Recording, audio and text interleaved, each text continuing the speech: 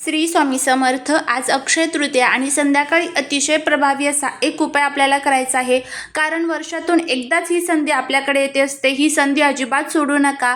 यामुळे काय होईल तर आपल्या घरामध्ये ज्या काही पैशांच्या अडचणी येत असतात तर त्या सर्व दूर होतील.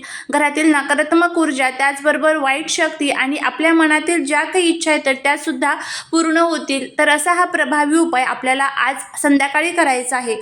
हा उपाय कसा करायचा याची संपूर्ण माहिती आपण जाणून घेणार आहोत. जर व्हिडिओ आवडला तर नक्कीच चॅनलला सबस्क्राईब करा. या उपायासाठी तुम्हाला पिवळी मोहरी जी असते तर ती दिव्याखाली ठेवायची आहे.